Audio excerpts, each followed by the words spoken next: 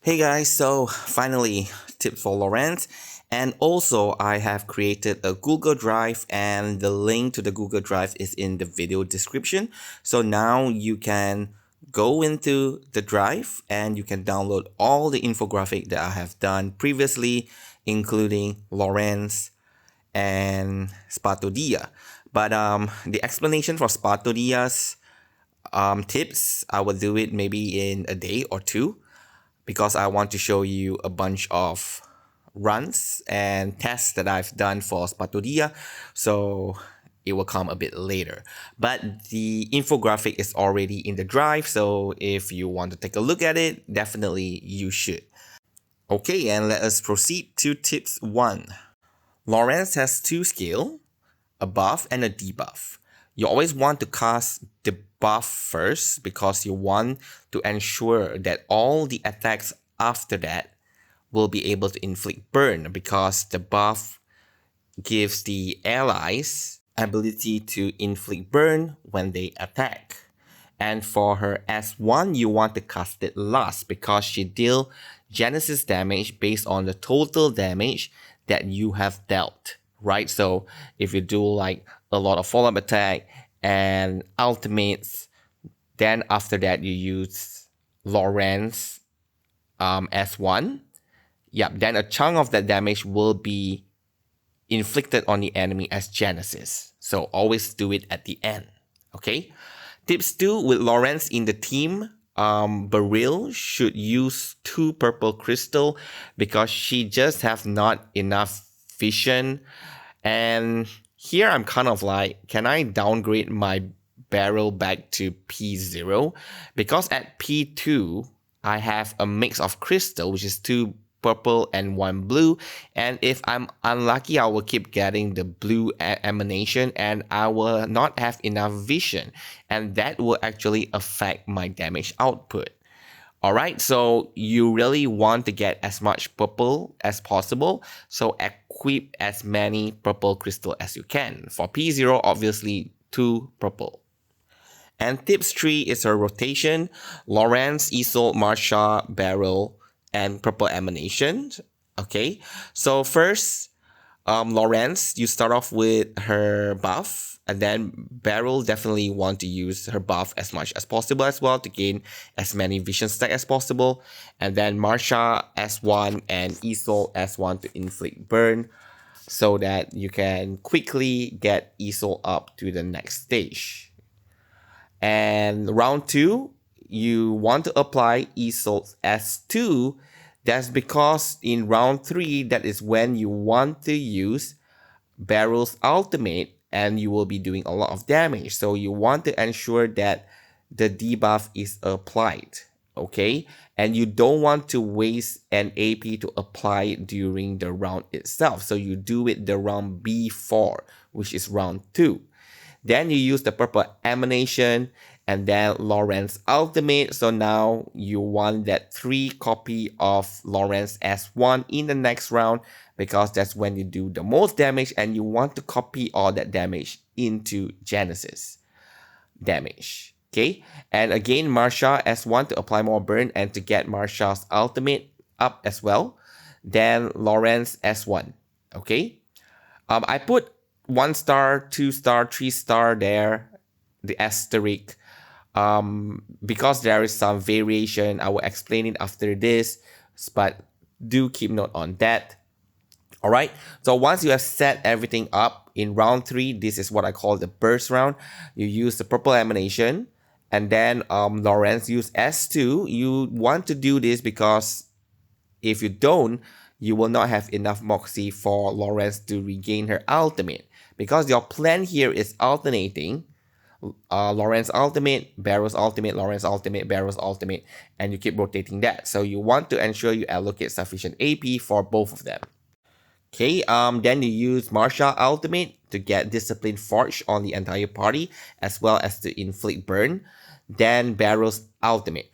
Hopefully at this point, Beryl's Hello on the enemy should already be at 35 stack, or at least 32 or 33. So when you use ultimate, it will reset all of it and will trigger more follow-up attack, okay? Then again, Beryl S2, vision stack is very important. So any opportunity you get, you want to use barrels buff. Okay. And then Lorentz S1 copies. So do it 3 times and then do it one more time using her actual incantation. So that is 4 in a row. And finally, in round 4, you want to set back up for the burst round. So reapply Isolde's debuff. Okay, then the rest is pretty much the same. Purple Emanation, Barrels S2 buff. Then Lorentz Ultimate and then Lorentz S1. Okay, then after that, you just keep repeating round 3 and round 4. And regarding the asterisk, the first one, tips 3.1, for the first cycle, which means the first time you use Lorentz Ultimate, you can consider copying Barrels S2 to gain a boost of vision stack, okay? But first, if you are confident, you should have enough vision, like P0, you are getting purple emanation and everything. If you are lucky to get some rank 3 purple emanation, technically you should have enough vision until the very end. Okay, which means you don't need to gain a boost of vision by copying Barrels S2.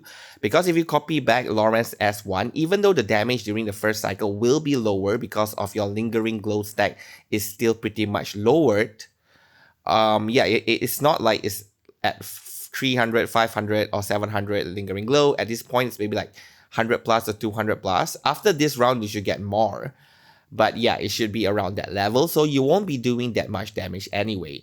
Which is why it's okay to use Barrels S2 to gain a boost of vision. But S1, Lorentz S1 still do more damage. So if, especially in raid, you don't want to waste that, because during this first few rounds is the round that you can do more damage, because the enemy get more higher defense as the fight prolongs. So in the early time, that's when you do a lot of damage. So in raid, don't do this. But if outside of raid, you just want to have an easier time, not subjected to that RNG in the sense of getting higher rank of purple emanation, then yep, you can just boost yourself up with this. Then after that, you just keep going for Lorentz S1. And for tips 3.2, if you can merge Lorentz card, then do it. Okay, for example, if you see the image there, I have Lorentz S2 at the start and the end. I will actually merge this because this will give me 2 Moxie using 1 AP. Because Lorentz, like in one of the round, you got to out, then you got to use her skill. In the next round, you got to use both of her skill because you want that 3 Moxie in order to regain her ultimate. 3 because she will get 2 more passively, then she will regain her ultimate. But now if you merge, which means during the burst round, you just need to use 1 AP, and means you can squeeze in another attack like Isolde's ultimate or another Marsha's attack so that she get more stacks, so that she distribute more Discipline Forge and more burn and more Moxie. So you use her ultimate even more often, right? So if you have the opportunity to merge it, then do it. For tips 3.3, depending on stages, Marsha's ultimate may not be available every 2 rounds, because we know that she get Moxie when she do the follow-up attack shield. But sometimes if the enemy just doesn't attack because they got stunned or something, so they don't attack, so Marsha may not get her ultimate that often for you to do it every 2 rounds. So in that case, sometimes the ultimate will appear in the setup round, not the burst round, because in the rotation that I recommended, you want to use Marsha's ultimate during burst round. But sometimes it appears during non-burst round. So what you can do is that first check up on Marsha's Moxie. So assuming now you have just used her ultimate, so now you are in the setup round and the enemy doesn't attack you, so probably you have just 1 or maybe 2 Moxies, okay? And you know that in this round, you will not be able to get another 3 Moxie. Lorentz will give you 1. So let's say you get 3, but the enemy is not going to attack you, and you are not using any of Marsha's incantation, which means you won't be able to get her ultimate again during the burst round. So knowing that, what you need to do is that instead of using Marsha's ultimate, give that AP to Beryl. So Beryl ultimate, now you use both S1 and S2. So in that case, in the setup, the next setup round, you don't have to use Beryl's incantations. So now you can give that AP to Marsha. Okay, Beryl's AP, you give it to Marsha. So basically they swap. So in this case now, Marsha will be able to ultimate, and then you continue back with your rotation. Okay, but if the enemy is attacking you a lot of times, every single round, you should have no problem regaining Marsha's ultimate every 2 rounds. So you can just out every 2 rounds. Okay, and for tips 4, unfinished tune. So the previous rotation I recommended is first melody. Okay, the reason here, I know you've seen somewhere people telling you that, oh, unfinished tune is better, you can do more damage.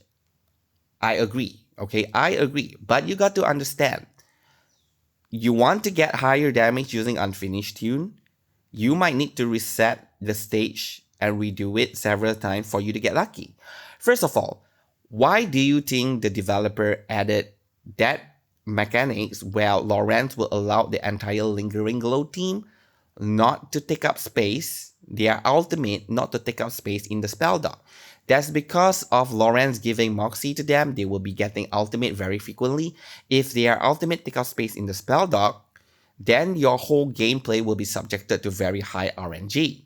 So now if they remove that, every time you reset, you will be able to get the set of incantations that you want in order to do and sustain your rotation. So basically, they help us to remove all the RNG related to their gameplay, as long if you are using first melody. Now, if you use unfinished tune, you are adding back the RNG element into your gameplay, right? Because you cannot reset cards. You use, for example, you use Beryl's S2 in the first round, and then in second round, they recommend you to copy Beryl's S2, but hello, are you going to get another Beryl's S2 there?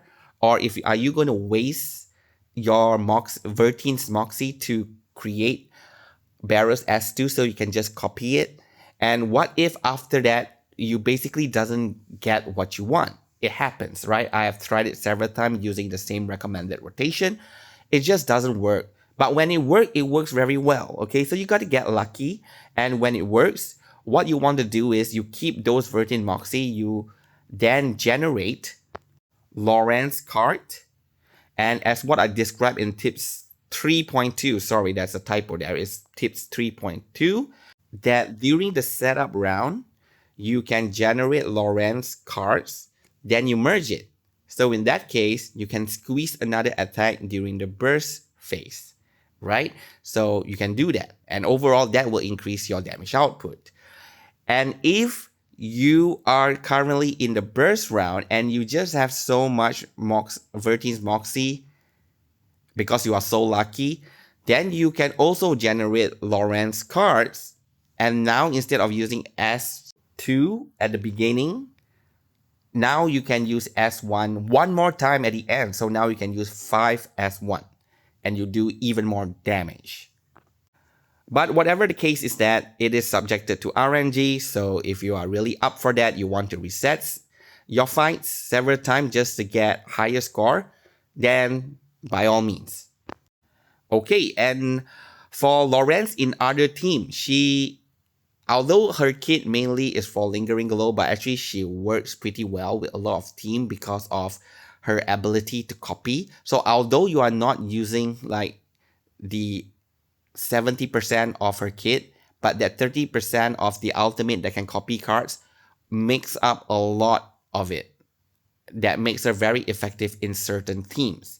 And these certain teams are, for example, Spatodia definitely because it's Lingering Glow team. So you can check up Spatodia's infographic now in the Google Drive. So you can read up on that more detailed in terms of the rotation and everything. But the general rules is that for Sparto Dia, you also want to copy Lorentz S1. Because Sparto Dias do a big damage from an ultimate, then you do Lorentz S1 to copy it as Genesis. For tips 5.2, Willow and Ramona, you want to copy their S2 so you can trigger multiple poison instances. So you will be doing a lot of damage. For tips 5.3, Calabauna and Marcus, they can generate rank 3 precast. So if you copy those rank 3 precast, perfect. Because they will be doing even more damage by casting those rank 3s. For Kala, you can even do even more follow-up attack, and each follow-up attack will be rank 3. So like, you cast a rank 3, you do a follow-up rank 3. So each of the Lorentz copy version of Calabauna's precast will do 2 follow-up attack. And for tips 5.4, Cassandra, Warrior, or Ezio, you want to copy their S1. Ezio is either follow-up attack or poison, okay? So you copy their S1. For Mercuria, the same as Marcus and Calabauna is that she can generate rank 3 precast. But for her, it's even more effective because each time you use a rank 3 card, you will generate a rank 2 precast. So if you like cast 3 copies of her rank 3, then you get 3 copies of her rank 2 precast, which 2 of it will merge back into a rank 3. So somehow if you cast 4, you can get 2 rank 3. And now you use 2 rank 3, you will get 1. And then you copy, you get another 3. So at least it's 4-2, 4-2. But most of the time, because of the way she ranked up her own card, you should be able to do 5-3, 5-3. As in 5 rank 3s and then 3 rank 3 in the next round. So every alternate round, you will be doing a total of 8 rank 3 of Mercuria's incantation.